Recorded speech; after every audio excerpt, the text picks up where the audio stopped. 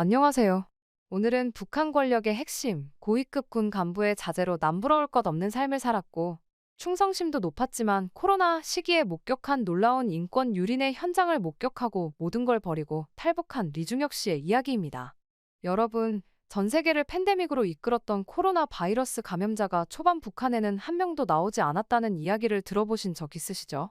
하지만 사실은 수많은 사람들이 코로나에 걸리고 거리에는 울부짖는 사람들이 들끓었었다고 합니다.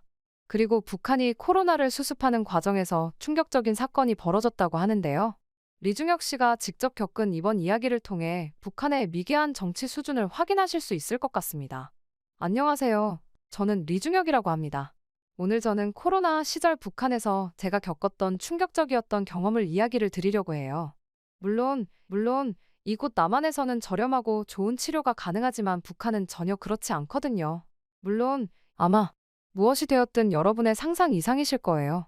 시체 냄새로 길거리가 가득 찰 정도였으니까요. 저는 북한의 평양에서 태어나 자랐어요. 저희 아버지는 인민군 장성으로 북한 노동당 고위 간부이셨어요. 아버지가 지나가시면 모두가 거의 무릎을 꿇고 인사를 할 정도였죠. 덕분에 저는 부족함 없이 좋은 삶을 누리며 살 수 있었어요. 멋진 아버지를 보면서 저는 어릴 때부터 모범적인 군인이 되고 싶었고, 실제로 그렇게 살아갔죠. 중요가, 내가 내 아들인 걸 항상 자랑스럽게 생각한다. 하지만 잊지 말아라. 우린 늘 조선노동당과 수령님을 위해 살아야 해. 아무리 내 아들이라도 당에 충성하지 않는다면 용서하지 않을 거다. 아버지의 말씀은 제 삶의 철칙이 되었어요. 당에, 수령님께 충성을 다하는 것. 그것이 제 삶의 목표가 되었죠. 매일 새벽같이 일어나 정치사상 학습부터 시작하고 또 훈련에 연속을 하며 아버지의 얼굴에 먹칠을 하지 않기 위해 누구보다 열심히 했어요. 그 결과 진급도 빨랐죠. 상관들도 절 알아봐 주셨고, 저는 동료들 사이에서도 신망이 두터웠어요. 하지만 속으론 늘 불안했죠. 하지만 아버지를 실망시킬까봐, 명예를 실추시킬까봐 전 늘 전전긍긍했어요. 무거운 짐을 진 듯 늘 긴장의 끈을 놓을 수 없었죠. 주변에선 제가 냉정하고 완벽해 보였겠지만 사실 제 마음속엔 두려움이 가득했답니다. 그런 와중에도 가족들과 함께하는 시간만큼은 숨통이 트이곤 했어요. 사랑하는 아내와 사랑스러운 저희 딸아이. 둘을 보면 지친 몸과 마음이 녹아내리곤 했답니다. 아내는 언제나 따뜻한 미소로 절 반겨주었고 딸아이는 해맑은 웃음으로 제 심장을 녹여주었거든요. 여보, 오늘도 고생 많았어요. 우리 영웅. 당신 덕분에 오늘도 편안히 지냈어요. 고마워요, 아빠. 아빠는 세상에서 제일 멋진 군인이에요. 사랑해요. 가족들의 사랑은 저에게 더없이 소중한 힘이었어요. 북한 사회의 암울함 속에서도 이들만은 지켜내야 했죠. 어느새 저의 목표는 무슨 일이 있어도 제 가족을 지키는 것이 되었죠. 그러던 어느 날 충격적인 소식이 들려왔어요. 중국에서 시작된 신종 코로나 비루스가 북한 전역으로 퍼지고 있다는 거였죠. 낯선 전염병 소식에 대한 불안감이 북한 사회를 집어삼켰어요. 그리고 정부에서는 증상이 있는 사람들은 모두 격리 조치를 하겠다며 잡아들이기 시작했죠. 거리에는 아무도 없었어요. 보이는 건 텅 빈 상점들과 굳게 걸어 잠긴 문들뿐. 활기를 잃은 도시는 마치 폐허처럼 보였어요. 텔레비전에서는 유방으로 코로나 비루스의 예방 수칙에 대한 내용을 강조하고 있었고, 사람들의 얼굴에선 경계심과 두려움이 뚝뚝 떨어졌죠. 야, 저 사람 기침하는 거 봤어? 설마 감염된 건 아니겠지? 쉿, 조용히 해. 누가 들을라. 괜히 의심살일 만들지 마. 작은 기침 소리 하나에도 사람들은 화들짝 놀라곤 했죠. 누군가 콜록거리기라도 하면 곧장 의심하는 눈초리가 쏟아졌어요. 길에선 서로 부딪히지 않으려 최대한 멀찍이 떨어져 걸었죠. 동무, 이번에 잡아들인 사람들 보셨소? 무려 200명이 넘는다던데. 저런. 이게 다 그 신종 비루스 때문 아니겠소. 당에서 철저히 관리하고 계신 모양이요. 북한 당국의 감시망은 날이 갈수록 더욱 촘촘해졌어요. 조금이라도 감염 징후를 보이는 이들은 즉각 색출됐죠. 코로나는 공포 그 자체였어요. 생활총화 시간엔 늘 신종 전염병에 대한 위험성이 강조됐죠. 중국이 아닌 다른 자본주의 나라들이 우리 공화국을 무너뜨리려 만든 비루스다. 경계를 늦추지 말고 당과 수령님의 말씀에 따르는 게 우리의 살 길이다. 다 잡아들여. 이러한 선전 구호는 도시를 가득 메웠어요. 거리 곳곳에 선군인들은 행인들의 체온을 살폈죠. 발열 증상이 있는지, 기침을 하는지. 조금이라도 의심되면 그 자리에서 끌려갔어요. 가족들 중에 아픈 사람 없나? 동네에 기침 심하게 하는 사람은? 숨기는 건 없겠지? 안전부 요원들의 눈길이 스쳐 지나갈 때면 군인인 저도 등골이 오싹해질 정도였어요. 무서웠죠. 보이지 않는 감시의 그물망 속에서 이런 숨막히는 나날이 이어졌어요. 전염병보다 더한 공포가 우리를 옥죄었어요. 하루가 멀다 하고 충격적인 소식이 들려왔죠. 어제 밤에도 사람들이 대거로 끌려갔대. 오늘은 평양종합병원 의사들이 줄줄이 끌려갔다던데. 의사들까지? 정말로 아무도 믿을 수 없는 세상이 돼버렸구만. 이윽고 소문이 돌기 시작했죠. 당에서 감염 의심자들을 사살하라는 극단적인 방침을 내렸다는 거였어요. 순간 머리가 하얘졌어요. 이게 무슨 악몽 같은 일인가 싶었죠. 동무, 조국을 위해. 당과 수령님의 명령이다. 우리가 주저할 수 없는 일이야. 자, 각오 단단히 하도록. 그리고 결국 저에게도 그 잔혹한 명령이 내려졌어요. 감염 의심자들을 색출해 처형하는 일을 총괄하는 명령이었죠. 손이 떨리고 눈앞이 흐려졌어요. 정치범이나 범죄자가 아닌 죄 없는 그 무고한 사람들을 죽여야 한다니. 저항하고 싶었지만 도리가 없었어요. 당의 명령을 거부할 수 있는 이는 북한에 없으니까요. 저는 축 처진 어깨로 거리를 나섰어요. 행인들의 얼굴은 죄다 사색이 되어 있었죠. 한 치 앞도 내다볼 수 없는 불안감. 서로의 눈을 피하며 걸음을 재촉했어요. 군인들은 도처에 배치되어 있었죠. 그들의 눈빛은 매섭기 그지없었어요. 시민들을 향해 총구를 겨누고 있는 모습에서 섬뜩한 냉기가 느껴졌죠. 그러다 한 남자가 갑자기 쓰러졌어요. 빨갛게 상기된 얼굴로 멈춰 기침을 해댔죠. 그러자 비명이 울려 퍼졌어요. 순식간에 사람들이 흩어졌죠. 공포에 질려 뿔뿔이 도망치는 그들의 뒷모습이 안쓰러웠어요. 그를 포박하고 냉담하게 바라보는 군인들. 그리고 테이프로 둘러싸인 채 방치된 다른 시신들. 처참한 풍경이 제 눈앞에 펼쳐졌죠. 그날 밤, 저는 터벅터벅 망연자실한 발걸음으로 집에 돌아갔어요. 저는 집에 도착하자마자 아내에게 신신당부를 했죠. 여보, 앞으로 절대 밖에 나가면 안 돼. 알겠지? 어떤 일이 있어도 집에만 있어야 해. 아내의 눈빛이 흔들렸어요. 아내는 뭔가 직감한 듯 고개를 끄덕였죠. 저는 애써 미소를 지으며 딸아이를 꼭 껴안았어요. 저는 그저 바이러스가 우리 집만은 피해가길 간절히 바라는 수밖에 없었죠. 드디어 그날이 왔습니다. 저의 첫 처형 총괄 날이 말이죠. 처형장에 도착하자 숨이 멎는 듯 했어요. 수많은 사람들이 공포에 질린 채 줄지어 서 있었거든요.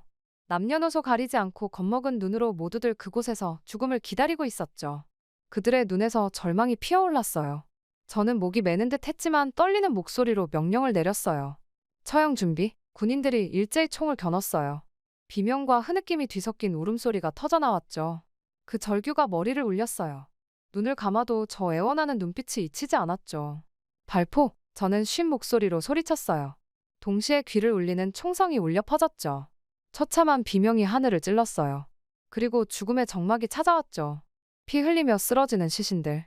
그 참혹한 광경에 속이 뒤집혔어요. 그리고 계속해서 이어진 처형과 남은 사람들의 공포에 질린 비명이 이어졌죠. 하나씩, 하나씩 생명이 꺼져갔어요. 마침내 끝이 났을 때에는 쓰러진 시신들이 눈에 들어왔죠. 손이 떨리고 무고한 사람들을 죽였다는 사실에 구역질이 날 것만 같았어요. 그렇게 처형을 마치고 집으로 돌아왔지만 머릿속은 여전히 혼란스러웠어요. 잠은커녕 눈을 감기도 힘들었죠. 눈을 감기만 하면 겁에 질린 아이들의 울음소리, 애타게 살려달라 애원하던 여인의 절규. 그 처절한 모습들이 계속해서 떠올랐거든요. 밤새 뒤척이다 겨우 잠이 들었지만 결국 또 끔찍한 악몽에 시달렸어요. 핏빛으로 물든 시신들 사이에서 저와 아내가 저에게 살려달라고 애원하고 있더군요. 그 순간 눈을 뜰 수밖에 없었어요. 심장이 너무 뛰어서 진정이 되질 않았죠. 그렇게 며칠 동안 저의 얼굴은 상해갔고 컨디션은 점점 안 좋아져 갔어요. 하지만 꾸역꾸역 몸을 이끌고 출근을 했죠. 그런데 이게 웬일인가요? 저를 쳐다보는 동료들의 눈빛이 심상치 않았어요. 수군거림이 들려왔죠. 리중혁 동무, 요즘 좀 이상한 것 같지 않아? 어디 안 좋은 게 아닐까? 순간 등골이 서늘해졌어요. 내 동료를 눈치챈 건가? 저는 애써 웃으며 얼버무렸죠. 아니야, 요즘 아내와 사이가 너무 좋아서 잠을 잘 수가 있어야지. 피곤해 죽겠다니까. 저의 말에 동료들은 부럽다며 낄낄거렸지만 제 마음속 불안은 가시지 않았어요. 그러던 어느 날 저의 집무실에 아버지가 오셨다는 연락이 왔어요. 떨리는 마음으로 저는 아버지 맞았죠. 얼굴이 안 좋아 보이는데 무슨 일 있나? 아버지의 날카로운 눈빛이 제 속을 꿰뚫어보는 듯 했어요. 순간 저는 모든 것을 털어놓고 싶었어요. 이 끔찍한 현실이 얼마나 절 괴롭히는지. 하지만 차마 입이 떨어지지 않았어요. 아버지의 냉엄한 음성이 귓가에 맴돌았거든요. 명령에 따르는 게 우리의 사명이다. 당에 충성해야 한다는 것을 잊지 말거라. 결국 저는 고개를 숙일 수밖에 없었어요. 아닙니다. 별일 없습니다. 제 스스로가 한심스러웠죠. 나약하기 짝이 없는 제 모습이 말이에요. 아버지는 일말의 망설임도 없이 말씀하셨죠. 내가 내 아들인 걸 잊지 말거라. 내 얼굴에 먹칠하는 일은 없도록 해. 무거운 침묵이 흘렀어요. 저는 이내 고개를 숙이며 자리에서 물러났죠. 그렇게 또 다른 처형의 날. 다시 처형장에 도착한 저는 얼어붙고 말았어요. 익숙한 얼굴이 눈에 들어왔거든요. 제 딸아이의 친구가 그곳에 공포에 질려 서 있었죠. 저를 발견한 그 아이는 미약한 희망의 빛을 발했어요. 살려달라는 듯 애원하는 눈빛으로 절 바라보았죠. 제 딸아이와 친해서 자주 집에 놀러오곤 했던 아이거든요. 순간 머리가 하얘졌어요. 이를 악물었지만 눈시울이 뜨거워졌죠. 하지만 주위의 군인들이 노려보고 있었어요. 망설이다간 저마저 의심받을 수도 있었죠. 그 순간 그 아이가 저를 부르려고 하는 모습이 보였어요. 사격 개시. 저도 모르게 그 모습을 보자마자 명령을 바로 내리고 말았죠. 눈을 질끈 감았지만 그 아이의 비명은 제 심장을 파고들었어요. 총성이 멋자 고개를 들었죠. 피투성이가 된 시신들 사이에 내 딸 친구의 시신이 보였어요.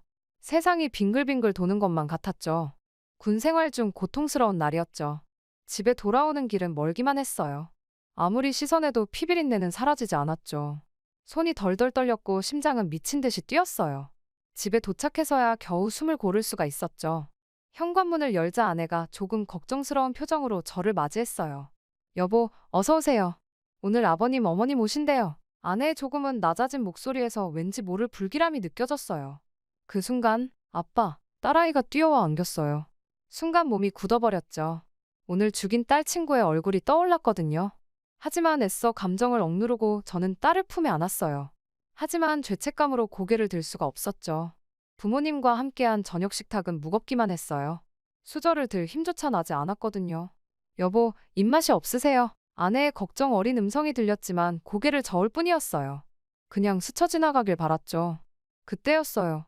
딸아이가 심하게 기침을 하기 시작했어요. 식탁이 술렁였어요. 모두의 심장이 내려앉는 듯 했죠.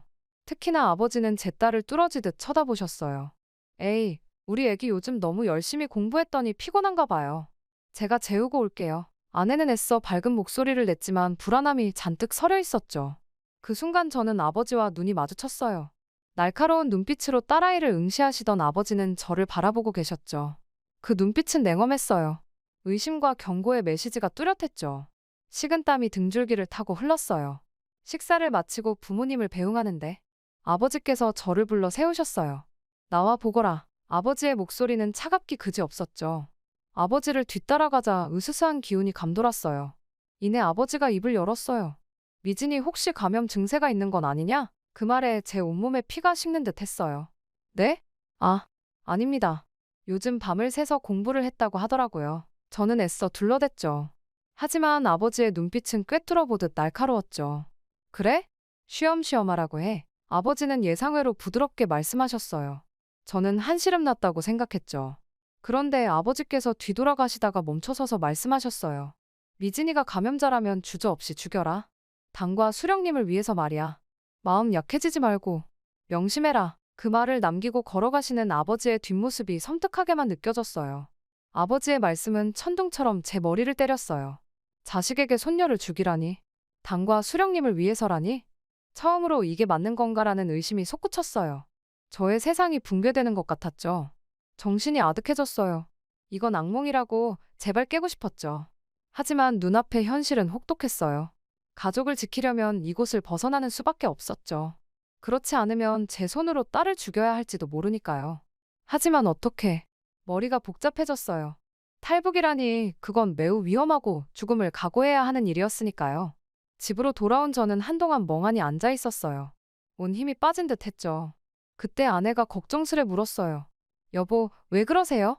무슨 일 있어요? 저는 천천히 고개를 들어 아내를 바라봤죠. 여보, 우리 딸이 위험해. 여기 있다간. 저의 목소리가 떨렸어요. 처음 보는 듯한 저의 모습에 아내의 눈이 휘둥그레졌어요. 무슨 소리세요? 설마 우리 딸이? 저는 고개를 끄덕였죠.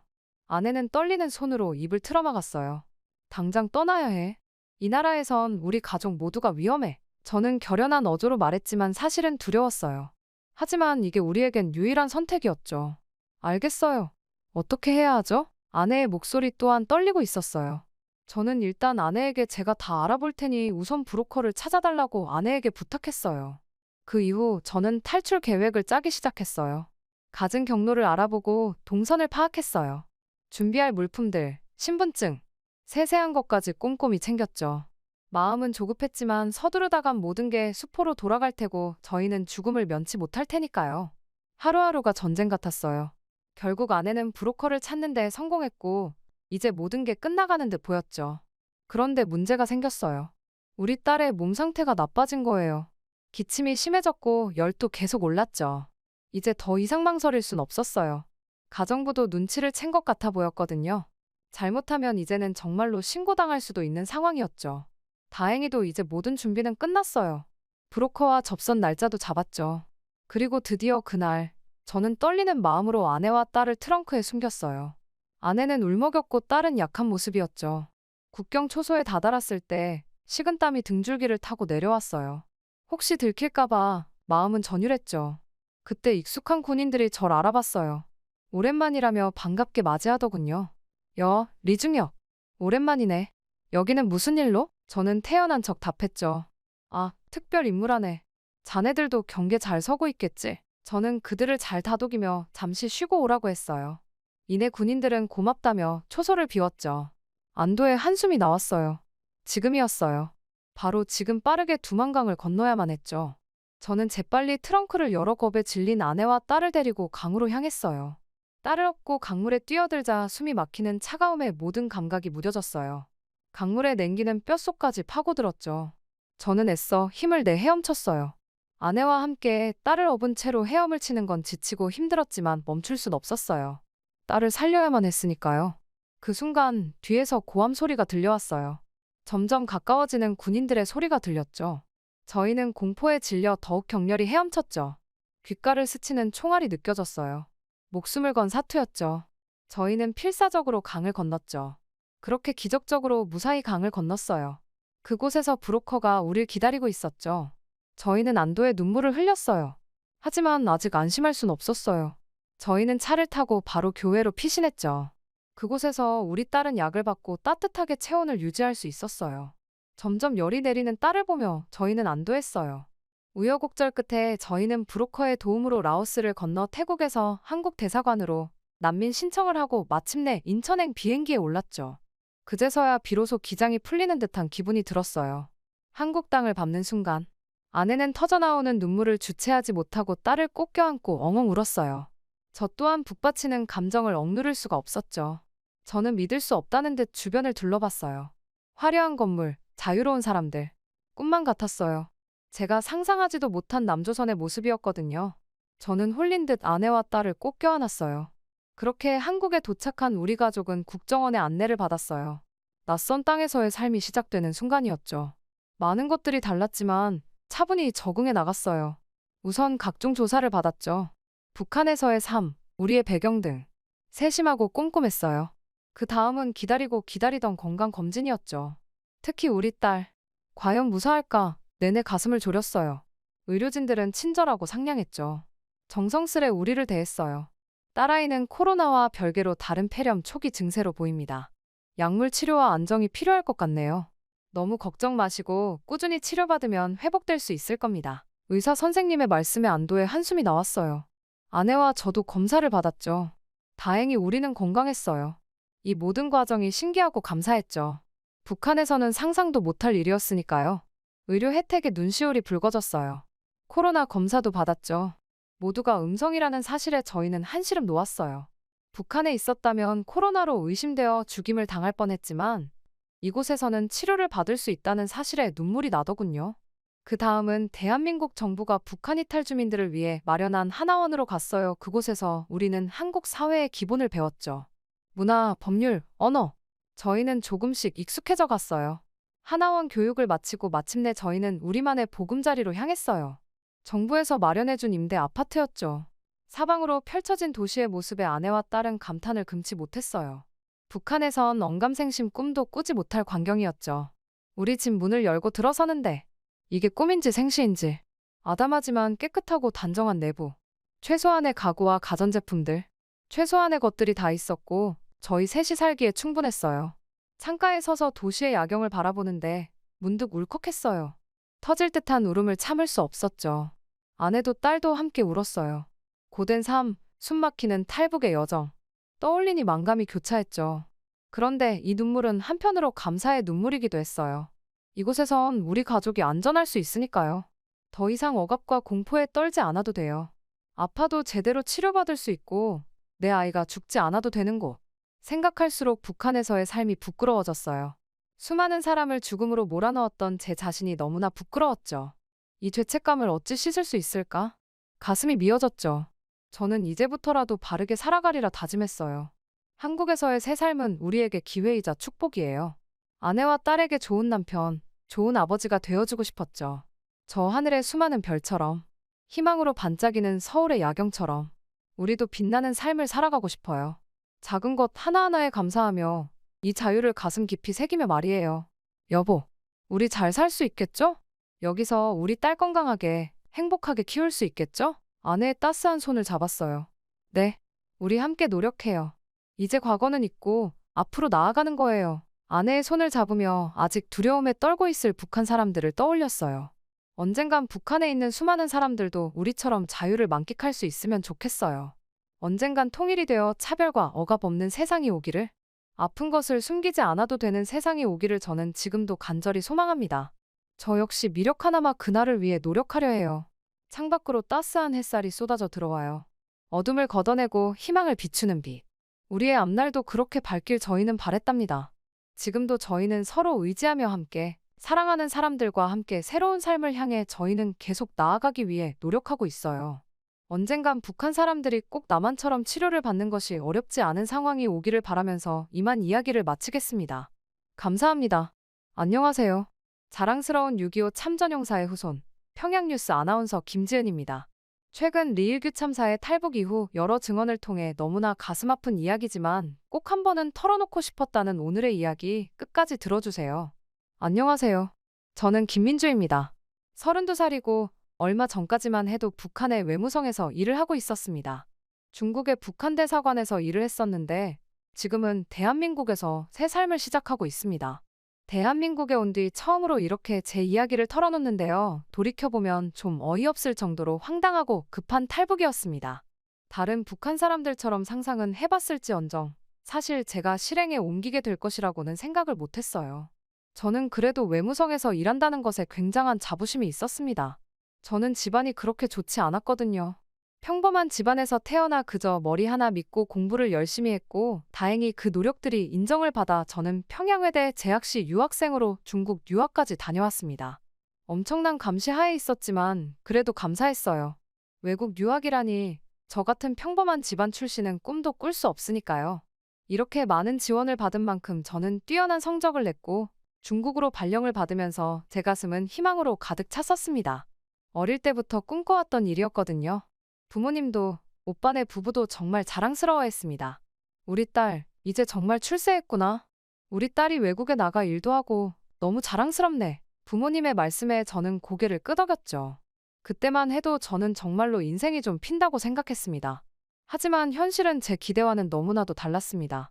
중국 베이징에 도착한 첫날, 저는 흥분을 감출 수 없었어요. 중국에 유학을 할 당시는 감시가 너무 심해 사실 어디를 가서 뭘 보고 즐길 수가 없었거든요. 그런데 이렇게 외교관 직원으로 중국에 오니 고층 빌딩들과 번화가의 불빛들까지 가슴이 두근거렸죠. 그런데 대사관에 도착하자마자 제 기분은 싸늘하게 식어버렸어요. 김동무, 이게 자네 숙소일세. 선배 외교관이 안내해준 곳은 좁디 좁은 방이었어요. 그나마 다행인 건 혼자 쓸 수 있다는 거였죠. 하지만 그게 전부였어요. 냉장고도 TV도 없었고 침대라고 해봤자 딱딱한 나무 판자에 불과했죠. 선배님, 이게 다인가요? 뭘 바라는가? 우리가 여기 온 건 호강하러 온 게 아니야. 조국을 위해 일하러 온 거지. 선배의 말에 저는 아무 말도 할 수 없었어요. 하지만 속으로는 이게 뭐지? 하는 생각이 들었죠. 외교관 직원 대우가 이 정도로 나쁠 줄은 몰랐어요. 월급은 턱없이 저거 월급이라고 부를 수도 없는 수준이고 기본적인 생활용품조차 부족한 경우가 많았어요. 게다가 국제회의나 행사에 참석할 때마다 느껴지는 다른 나라 외교관들의 차가운 시선에 당에서 요구하는 충성 자금까지 매일매일 숨이 막히는 느낌이었습니다. 제일 괴로웠던 건 다른 나라 사람들을 만날 때, 특히 다른 나라 외교관들을 만날 때였습니다. 제가 그렇게 작아질 수가 없었어요. 특히 남조선 외교관들을 만나면 저절로 제 옷이며 신발이며 푸석한 얼굴을 되돌아보게 되었습니다. 그래도 나라를 대표한다는 사람인데 저를 보면 정말 거지꼴이었거든요. 북한이 거지 나라인 건 알고 있지만 거지들끼리 있으면 상관이 없었어요. 그런데 다른 나라 사람들과 비교되며 우리가 거지란 걸 알게 되는 순간은 부끄러워서 쥐구멍에라도 들어가고 싶었습니다. 남조선 사람들은 참 친절했어요. 잘 먹고 잘 사니까 저렇게 여유로운가 싶었죠. 저들은 정부에 돈을 보내지 않아도 되겠지? 저들은 월급을 얼마나 받을까? 별별 생각을 다하며 초라한 숙소로 돌아온 날이면 자괴감에 몹시도 많이 울었습니다. 하지만 현실은 울 여유조차 넉넉히 주지 않았어요. 매달 대사관에 할당된 금액을 채우기 위해 우리는 불법적인 일까지 해야 했습니다. 처음엔 거부감이 들었어요. 하지만 선배들의 말을 들어보니 어쩔 수 없는 일이었습니다. 김동무, 이건 우리나라를 위한 거야. 돈이 없으면 나라가 어떻게 돌아가겠나? 이거 못 채우면 우리 목이 달아나니까 죽었다 생각하고 그저 채워야지. 그렇게 저는 조금씩 불법 무역에 손을 대기 시작했어요. 남한 물건을 몰래 들여와 팔기도 하고 북한의 값싼 노동력을 이용해 만든 물건들을 수출하기도 했죠. 매번 가슴이 철렁철렁했어요. 하지만 그렇게라도 하지 않으면 생활이 안 됐으니까요. 그리고 저는 꺼림칙했던 이 일을 제가 더 나서서 열심히 하기 시작했습니다. 이유는 북한에 있는 가족들 때문이었어요. 어느 날 오빠에게서 전화가 왔어요. 민주야, 우리 정말 살기 힘들다. 배급은 끊긴 지 오래고 먹을 게 없어. 너는 월급을 어느 정도 받니? 오빠의 말에 가슴이 무너졌어요. 죽어라 공부해서 외교관이 됐는데 가족들은 굶고 있다니. 가족들은 제가 그래도 외무성에서 일하니까 번듯하게 돈을 버는 줄 알았는데 실상은 저도 거지라는 말을 할 수가 없었어요. 저는 가족들의 희망이니까요. 그래서 그때부터 저는 좀 더 적극적으로 돈벌이에 나서기 시작했습니다. 중국에서 남한 물건들을 대량으로 북한으로 보내기 시작했죠. 오빠와 오빠 부인이 그걸 장마당에서 팔았어요. 이거 정말 위험한 일이야, 민주야. 오빠가 걱정스레 말했어요. 알아, 오빠. 하지만 이러지 않으면 우리 가족이 굶어 죽어. 이렇게 번 돈으로 오빠네 가족과 부모님의 생계를 겨우 이어갔어요. 그리고 대사관에 바쳐야 하는 상납금도 이 돈으로 충당했죠. 매번 물건을 보낼 때마다 가슴이 두근거렸습니다. 들킬까봐 너무 무서웠죠. 돈을 바치라고는 하지만 또 이렇게 일을 하다가 걸리면 나라의 명예를 실추했다고 해서 죽을 수도 있는 일이거든요. 하지만 가족들의 배고픔을 생각하면 멈출 수가 없었어요. 이런 생활이 3년째 이어지고 있을 때였어요. 문득 내가 지금 뭐 하고 있는 거지? 하는 의문이 들기 시작했습니다. 죽어라 공부해서 외교관이 됐는데 결국 불법 무역으로 가족들 먹여 살리고 있다니. 하지만 제가 달리 선택할 수 없는 일이고 다행히 제가 중국에 나와 있는 덕에 이렇게 해서라도 가족들이 굶주리지 않고 살 수 있다는 것이 감사하기도 했습니다. 저만 좀 고생하면 되니까 참으면 된다고 생각했죠. 그렇게 시간이 흘러 2년 전 새해였습니다. 새해를 맞아 각국에 파견을 나가 있던 외교관들이 북한으로 들어왔어요. 신년 오찬과 사상 교육 등이 진행되었거든요. 당 간부들까지 다 참여하는 행사라 평소에는 맛보기 힘든 진수성찬이 차려졌죠. 하지만 제 마음은 무거웠어요. 이 음식들이 어떻게 마련됐는지 알고 있었거든요. 저같이 외국에 나가 불법이든 합법이든 가리지 않고 일을 해서 송금한 외화로 차려졌겠죠. 김동무, 왜 그리 생각에 잠겨있나? 오늘은 즐거운 날이잖아. 이야, 이런 음식 언제 먹어봤는지 기억도 안 나네. 많이 먹어. 왜 이렇게 못 먹어? 옆자리에 동료가 말을 걸었어요. 저는 억지로 미소를 지으며 대답했죠. 아, 네? 그냥 새해 계획을 생각하고 있었어요. 사실 제 머릿속은 복잡했어요. 어제 밤 북한에 있는 오빠를 만났을 때가 떠올라서였어요. 민주야, 내가 보내준 돈 덕분에 겨우 연명하고 있다. 고맙다. 그래도 우리 집에 외교관 하나 있으니까 먹고 살만하구나. 가족들에게는 평생 진실을 말하지 못할 테니 저 혼자 이 씁쓸함은 삼켜야겠죠. 그래도 가족들에게 자랑스러운 딸, 고마운 딸이면 된다고 생각했습니다. 그때였어요. 갑자기 연회장이 술렁이기 시작했습니다. 위대한 영도자 동지께서 오셨습니다. 모두가 자리에서 벌떡 일어났어요. 저도 급히 일어섰죠. 그리고 문이 열리면서 김정은과 그의 가족들이 들어왔어요. 그 중에서 제 눈에 띈 건 김주혜였습니다. 저 조그맣고 퉁퉁한 여자애는 뭐지? 했는데 금방 알 수 있었습니다. 생긴 게 김정은과 리설주를 반반 섞어 놓았으니까요. 김주혜가 공식 석상에 나서기 전 당 간부들과의 회의 등에 김주혜를 대동했단 이야기를 전해 들었었는데 또 데리고 나올 줄은 몰랐습니다. 특히나 이렇게 외무성 직원들과 당 간부들이 모두 모이는 자리에까지요. TV 방송 등에도 나가지 않는 중요한 비공개 일정인데 저 어린애를 왜 달고 나왔을까 하는데 김정은의 목소리가 울렸습니다. 동무들, 새해 복 많이 받으시오. 모두가 박수를 치며 환호했죠. 저 역시 열정적으로 환호했지만 저는 왠지 모를 불편함을 느꼈어요. 그리고 그 불편함은 곧 현실이 되었죠. 오찬이 시작되고 얼마 지나지 않아 김주혜가 갑자기 소리를 질렀어요. 아빠, 이 음식 맛없어요. 우리 집에서 먹는 게 훨씬 맛있단 말이에요. 순간 주변이 조용해졌어요. 김정은은 당황한 듯 했지만 곧 웃음을 지었죠. 그래, 우리 주혜가 입맛이 까다로워졌구나. 다음에는 더 맛있는 걸로 준비하자. 그 말에 김주혜는 득이양양한 표정을 지었어요. 하지만 저는 그 모습을 보며 깊은 한숨을 내쉬었죠.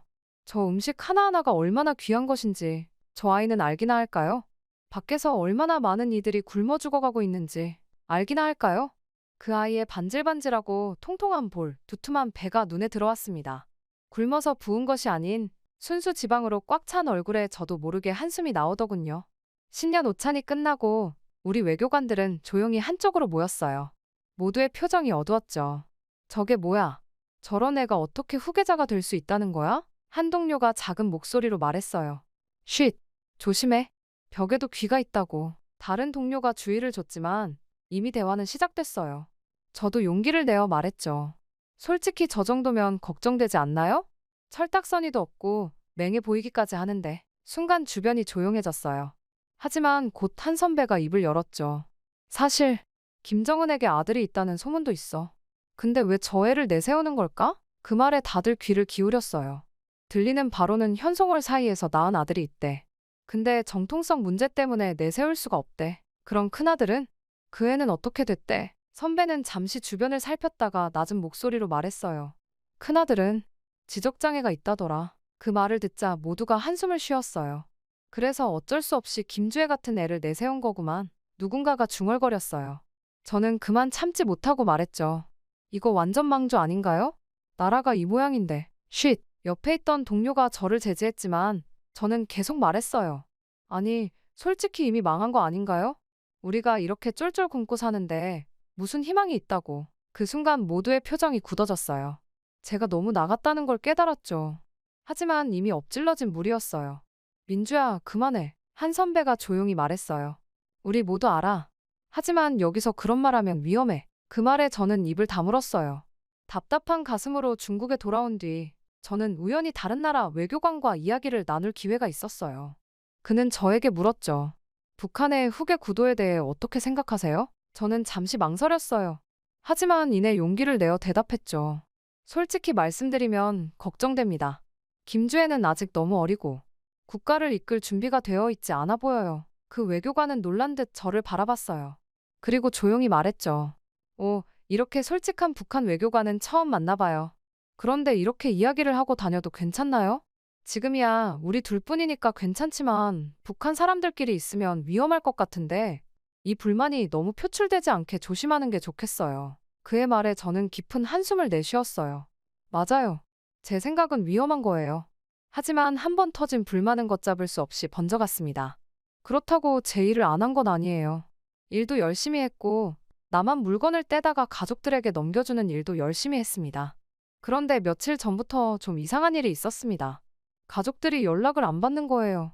물건은 떼어다 놨는데 받으러 오질 않아서 혼자 투덜거리다가 돌아왔죠. 그리고 저는 평소처럼 대사관에서 늦게까지 일하고 있었어요. 갑자기 친한 동료가 급하게 저를 찾아왔습니다. 민주야, 큰일 났어. 지금 당장 도망가야 해. 동료의 얼굴이 창백했어요. 저는 무슨 일인지 몰라 당황했죠. 무슨 소리야? 무슨 일이 있었어? 신년 오찬 때 너가 한 말들 누군가가 보위부에 신고했어. 너희 가족들 다 보위부에 끌려갔고 곧 처형될 거래. 그리고 지금 널 북송하라는 명령이 떨어졌어. 순간 온몸에 식은땀이 흘렀어요. 머릿속이 하얘졌죠. 그게 무슨, 어떻게 이런 일이, 지금은 설명할 시간 없어. 빨리 도망가. 내가 최대한 시간을 벌어줄 테니. 저는 이 급박한 일 앞에서 제대로 손이 움직이지 않았습니다. 우리 가족들은 어떻게 되는 거지? 온몸이 굳어지는 느낌이었죠. 하지만 동료의 재촉에 정신을 차렸습니다. 민주야, 더 이상 지체할 시간 없어. 지금 당장 떠나야 해. 저는 눈물을 훔치며 일어났어요. 가방에 필수품만 챙기고 그동안 모아둔 달러를 몸에 숨겼습니다. 그리고 대사관을 빠져나왔어요. 베이징의 밤거리는 여전히 북적거렸지만 제 귀에는 아무 소리도 들리지 않았어요. 그저 빨리 이곳을 벗어나야 한다는 생각뿐이었죠. 택시를 타고 시내를 벗어났어요. 운전사가 어디로 가냐고 물었지만 저도 정확히 어디로 가야 할지 몰랐어요. 그저 남쪽으로 라고만 말했죠. 몇 시간을 달렸을까요? 문득 정신을 차려보니 낯선 도시에 와 있었어요. 택시 기사에게 돈을 지불하고 내렸습니다. 이제 어디로 가야 할까요? 누구에게 도움을 요청해야 할까요? 머릿속이 복잡했어요. 그때 문득 대학 시절 친구 중 한 명이 중국 남부에 산다는 걸 기억해냈어요. 공중전화를 찾아 친구에게 연락했습니다. 다행히 전화를 받았어요. 나 민주야. 미안하지만 큰 도움이 필요해. 친구는 잠시 침묵하더니 말했어요. 알겠어. 어디에 있는지 말해줘. 내가 가서 너를 데리고 올게. 몇 시간 후 친구를 만났어요. 그녀는 제 상황을 듣고 깊은 한숨을 내쉬었죠. 민주야, 정말 큰일 났네. 하지만 걱정 마. 내가 도와줄게. 친구의 집에 도착해서야 저는 조금 안도할 수 있었어요. 하지만 그것도 잠시였죠. TV에서 제 얼굴이 나오는 걸 봤거든요. 북한 대사관에서 외교관 탈북, 중국 당국, 체포 명령, 온몸에 식은땀이 흘렀어요. 이제 중국에서도 안전하지 않다는 걸 깨달았죠. 난 여기 있을 수 없어. 더 멀리 가야 해. 친구는 잠시 생각하더니 말했어요. 내가 아는 사람 중에 탈북자들을 돕는 단체와 연결된 사람이 있어. 그 사람에게 연락해 볼게. 섣불리 움직이는 게 더 위험할 거야. 제 아무리 보이부 직원이라 해도 나까지는 모를 테니 여기서 기다려. 다행히 그 단체와 연락이 닿았어요. 그들은 저를 라오스로 데려가기로 했죠. 하지만 그곳까지 가는 길이 쉽지 않을 거라고 했어요. 국경을 넘을 때가 가장 위험할 거예요. 하지만 우리가 최선을 다해 도와드리겠습니다. 그렇게 저희 탈출 여정이 시작됐어요. 밤에는 이동하고 낮에는 숨어 지냈죠. 매 순간이 긴장의 연속이었어요. 국경에 도착했을 때 저는 너무나 긴장해서 다리가 후들거렸어요. 하지만 이제 돌아갈 수는 없었죠. 이제 정말 자유를 향해 가고 있구나. 강을 건너는 동안 저는 계속 그 생각을 했어요. 그리고 마침내 라오스 땅을 밟았을 때 눈물이 왈칵 쏟아졌습니다. 부모님과 오빠 부부를 생각하면 내가 혼자 살자고 이렇게 달아나는 게 맞나 싶기도 했고요. 하지만 이게 끝이 아니었어요. 아직 갈 길이 멀었죠. 태국으로 그리고 최종 목적지인 한국으로 가야 하니까요. 그래도 참 다행인 건 중국 친구가 제게 오시며 신발을 다 빌려주고 안경에 여행 가방까지 내주어서 북한 사람 티가 나지 않는 건 물론 얼핏 보면 부유한 중국 여행객처럼 보였고 제 중국어는 원어민 수준이었던 것입니다. 제가 북한 말만 하지 않으면 제게 신분증만 요구하지 않으면 누가 봐도 전 중국 사람이었죠. 대담하게도 라오스 경찰에게 태국으로 가는 길을 묻기도 했습니다. 피해 다니면 더 의심스러울 수 있으니 정면 돌파를 한 것이었는데요. 그때 제 중국어 실력이 빛을 발했습니다. 우리는 중국에서 온 관광객입니다. 길을 잃었어요. 다음 여정이 태국인데요. 국경을 넘는 버스는 어디서 타나요? 유창한 중국어로 설명하자 경찰은 친절히 안내해 주었습니다. 제 언어 능력이 제 목숨을 살려주었는데 아이러니하게도 북한 덕분에 얻은 언어 능력이라 조금 씁쓸하기도 했어요. 며칠간의 고된 여정 끝에 우리는 태국 국경에 도착했어요. 그리고 경찰서를 찾아갔습니다. 당신들 불법 입국이에요. 체포하겠습니다. 그 순간 저는 침착하게 말했어요. 우리는 북한에서 온 난민입니다. 난민 신청을 하고 싶습니다. 계획대로 저는 방콕 근처의 난민 캠프로 보내졌습니다. 난민 캠프에서의 생활은 또 다른 도전이었습니다. 좁은 공간, 부족한 식량, 찌는 듯한 더위. 하지만 동시에 처음으로 자유를 느낄 수 있었죠. 그러면서 점점 더 자책감이 진하게 밀려왔습니다. 태국에 오기 전까지만 해도 일단 살아야 한다는 생각에 뒤도 안 보고 도망을 왔는데 생각해보니 저 하나 때문에 가족들이 모두 처형당할 위기이고 저 혼자 이렇게 이기적으로 살자고 도망을 나왔다는 것이 견딜 수가 없을 정도로 괴로웠어요. 민주씨, 괜찮아요? 옆자리에 할머니가 물어보셨어요. 저는 눈물을 흘리며 대답했죠. 할머니, 제가 잘못한 걸까요? 가족들을 버리고 온 것 같아 너무 괴로워요. 할머니는 제 손을 잡아주셨어요. 아직 젊은 아가씨가 이렇게 우네. 아가씨는 잘못한 게 없어. 오히려 용기 있는 선택을 한 거야. 가족들도 아가씨만은 행복하게 살길 바랄 거고. 그리고 살아남아야 우리의 억울한 이야기를 세상에 알릴 수 있을 거야. 그 말씀에 저는 조금씩 마음을 다잡을 수 있었어요. 그래요. 제가 살아남아야 해요. 그래야 북한의 진실을 세상에 알릴 수 있고, 혹시라고 가족들이 살아있다면 제가 구해낼 수 있을 테니까요. 캠프에서의 시간은 천천히 흘러갔어요. 하루하루가 지날수록 한국행에 대한 기대와 두려움이 커져갔죠. 과연 그곳에서 잘 적응할 수 있을까? 새로운 삶을 시작할 수 있을까? 그러던 어느 날 드디어 한국행 비행기 탑승 허가가 났다는 소식을 들었어요. 가슴이 뛰었죠. 이제 정말 새로운 삶을 시작할 수 있겠구나. 비행기에 오르며 저는 다짐했어요. 이 자유를 소중히 여기고 북한에 남은 사람들을 위해 꼭 목소리를 내겠다고. 그리고 언젠가는 꼭 가족들을 만날 수 있기를 간절히 기도했습니다. 비행기가 이륙하며 창밖으로 태국의 풍경이 작아져 갔어요. 저는 눈을 감았습니다. 이제 정말 새로운 삶이 시작되는 거예요. 그리고 국정원 조사 과정에서 저는 모든 것을 털어놓고 가족들의 운명에 대해 물었습니다. 무엇보다 궁금했고 제가 생을 포기하지 않고 한국에 온 이유니까요.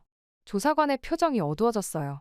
유감스럽게도 가족분들은 모두 처형된 것으로 확인됐습니다. 그 말을 듣는 순간 온 세상이 무너지는 것 같았어요. 제 잘못으로 가족들이 눈물이 멈추지 않았습니다. 하나원 생활 그리고 사회 적응 과정에서도 이 죄책감은 저를 놓아주지 않았어요. 밤마다 악몽에 시달렸고 우울증에 빠졌죠. 길을 쓰고 대한민국에 온 제가 너무 혐오스러웠습니다. 전문가와 상담을 받아보는 게 어떨까요? 담당 사회복지사의 제안에 저는 고개를 끄덕였어요. 상담을 받으면서 조금씩 마음을 추스를 수 있었어요. 가족들이 원하는 건 제가 이렇게 무너지는 게 아니라 새로운 삶을 사는 거라는 걸 깨달았죠. 가족들의 희생을 헛되이 하지 않으려면 당신이 잘 살아야 해요. 그리고 그들의 이야기를 세상에 알려야 해요. 상담사의 말에 저는 결심했어요. 그래요. 이제 제가 가족들의 몫까지 살아야 해요. 지금은 대학에서 북한학을 공부하고 있어요. 북한의 실상을 더 깊이 이해하고 그것을 세상에 알리고 싶어서죠. 가끔 가족들 생각에 우울해질 때도 있지만 그럴 때마다 더 열심히 살아야겠다고 다짐합니다. 그리고 어느 정도 우울증이 좋아지면 용기를 내어 나서서 언론에 북한의 실상을 알리고 국제사회가 더 관심을 가져줄 것을 요청하고 싶습니다. 이제 저는 알아요. 제가 살아남은 건 이유가 있다는 걸. 북한에 남은 사람들 그리고 앞으로 탈북할 사람들을 위해 제가 할 수 있는 일이 있다는 걸. 가족들에 대한 그리움과 죄책감은 여전히 있지만 이제는 그것을 원동력으로 삼아 살아가려 해요. 그들이 원했던 자유로운 삶, 그들이 꿈꿨던 더 나은 세상을 만들기 위해 제가 할 수 있는 모든 것을 다 하겠습니다. 조금 더 용기 내서 대한민국 사회로 나가보고자 하니 많은 응원을 부탁드립니다. 제 긴 이야기를 들어주셔서 감사해요. 단지 북한에서 태어났다는 이유 하나만으로 명석한 두뇌를 가지고도 이렇게 힘겨운 일을 겪게 된다는 것이 참 슬펐는데요. 오늘 사연자분이 좀 더 힘을 내어 대한민국에서 잘 정착하실 수 있길 응원하겠습니다. 구독자 여러분들도 사연자분께 따뜻한 응원 부탁드립니다. 오늘도 이렇게 보내주신 사연을 통해 대한민국의 자유와 평화의 감사를 느낄 수 있었던 시간이었는데요. 내일도 좋은 사연으로 찾아오겠습니다. 모두 기분 좋은 하루 보내세요.